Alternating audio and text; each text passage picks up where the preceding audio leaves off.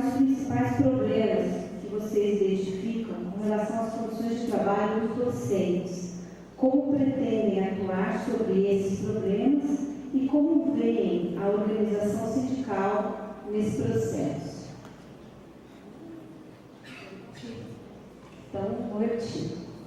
Quais os principais problemas que vocês identificam com relação às condições de trabalho dos docentes da UEMP? Como pretendem atuar sobre esses problemas identificados e como veem a organização sindical dos docentes nesse processo? Muito obrigado, professora Silvia. Chapa 2, 3 minutos para formular a sua resposta.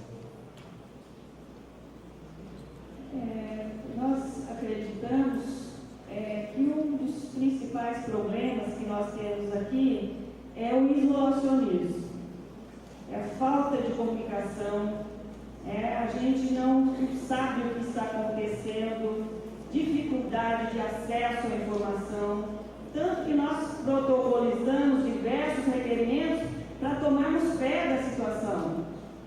Perguntas simples e não foram respondidas, gente. Algumas foram respondidas de forma que vocês nem acreditam como. Tanto é que não querem nem nos dar cópias dos despachos feitos. Até agora não tivemos respostas. Então, acreditamos que esse é um dos principais problemas. A falta de comunicação e a falta de abrir essa caixa preta, de nos dar as mínimas informações que nós precisamos ter como uma chapa e até mesmo como cidadão, né? Os problemas de condição de trabalho, por exemplo, nós, na grande maioria, nos 3 campi, não temos salas apropriadas para desenvolvermos as nossas atividades de planejamento de aulas, de orientar um aluno. A gente não tem sala. Se você vai orientar um aluno, ou você vai na biblioteca, mas aí não dá para conversar, porque atrapalha os outros. Então, nós não temos esse ambiente propício para a gente poder trabalhar e produzir de uma forma tranquila e adequada. Com relação à sindicalização, nós somos totalmente favoráveis, né? Todas as formas de empoderamento das categorias, nós somos a favor, né? Tanto é que na educação básica nós já estamos muito fortalecidos nesse sentido. E nós acreditamos que o primeiro passo é efetivar esse canal de comunicação com os sindicatos. Outro problema bastante importante, e isso é geral, é a falta de vagas. Nós somos sobrecarregados. Então, estamos medindo esforços no sentido de aumentar o nosso índice, justificar maior contratação. E nesse sentido, a verticalização do ensino, a implantação dos cursos de mestrado justifica o aumento de índice e diminui esse problema de falta de vaga de professores. Encerrado este segundo bloco, ou melhor, perdão, nós temos 3 minutos para a chapa número 1. Por gentileza, silêncio. 3 minutos. Bom, nós tivemos, eu queria agradecer a participação do PROL e lembrar que nós tivemos uma época em 99 e 2000, uma ajuda bastante importante no sindicato, na pessoa do professor César na oportunidade. Eu acredito que o auxílio, principalmente sindical, pode prestar, principalmente nas questões ligadas aos direitos, principalmente aos direitos não somente dos docentes, como foi a questão, mas também ligados aos direitos dos agentes universitários.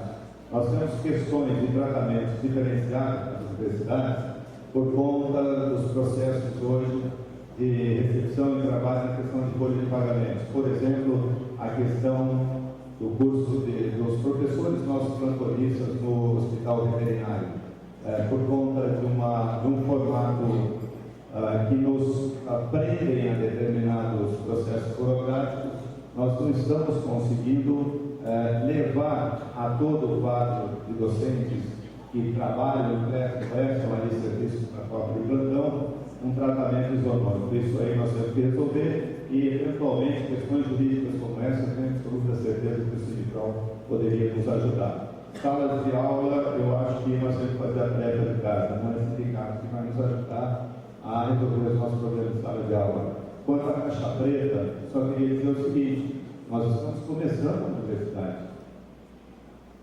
Estamos começando um processo. Nós estamos iniciando aqui um projeto novo, né? Então, eu acho que nós temos algumas alternativas, algumas oportunidades junto ao Cineprol, e que com aquela experiência que nós tivemos, eu tenho certeza que a gente pode enriquecer bastante essa relação. Agradecer novamente o pessoal do Cineprol. Eu tive militância na política estudantil quando estudante, fui militante de sindicato, não me escutei nunca a estar do lado da APP nos momentos de briga na nossa gloriosa APP. Vocês são muito bem-vindos, com certeza. Eu queria só dizer que, conforme nós dissemos no início, um gargalo da universidade é sim o baixo número de professores. Precisamos da contratação e essa foi a nossa primeira parte. Faltam professores, faltam técnicos administrativos. É uma equação que teremos que resolver com toda a certeza. É possível resolver, nós temos vagas criadas. O que nós precisamos é buscar a autorização para esses concursos, para essas vagas. Isso ninguém duvida e nós faremos a busca dessa autorização antes de você levar o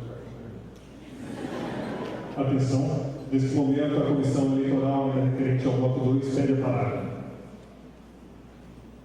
Cabe aqui um esclarecimento quanto a menção feita sobre dados solicitados e respondendo como comissão eleitoral, para que todos sejam cientes, as respostas pelas quais foi informado que os despachos não foram passados refere-se exclusivamente, ou diretamente, a alguns pedidos protocolizados para a comissão eleitoral, para as quais as chapas já têm ciência e foram feitos alguns novos pedidos que estão sendo dados todos os encaminhamentos. Então, só para esclarecer que essa menção refere-se não a dados efetivamente de outros processos, mas exclusivamente de atividades da comissão eleitoral. Só para esclarecimento. Encerrado então o bloco 2, partimos para o bloco 3. Serão sorteadas 4 perguntas da plateia, depositadas em urna própria, com indicação inequívoca do autor da pergunta, que deverá estar presente na plateia. As perguntas sorteadas, 2 para cada chapa, sendo respondidas alternadamente na forma do artigo 10. Antes de lacrar a urna, não chegou a tempo 2 questionamentos. A urna então será violada e nós vamos inserir estes 2 questionamentos de pessoas presentes na plateia para que eles também possam participar deste processo de participação deste debate. Portanto, vamos proceder à violação da urna, tendo como testemunhas a plateia e os próprios candidatos, as próprias chapas, inserindo então 2 questionamentos que não chegaram a tempo antes da urna ser lacrada pela comissão.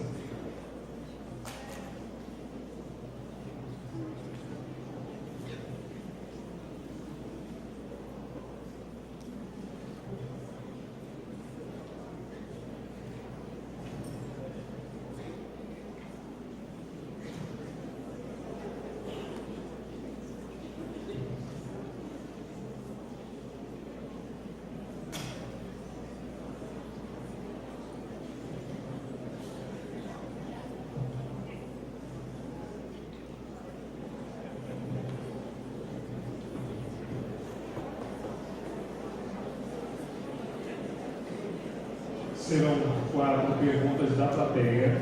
Repito, primeiro questionamento, acredito que agora nós temos aqui um membro da comissão que vai fazer o processamento, lembrando que o questionamento ele deve ter o seu autor responsável.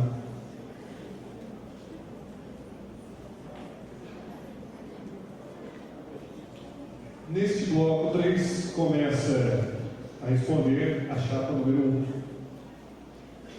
O questionamento é de Pablo: qual o critério para entrar no CIMI?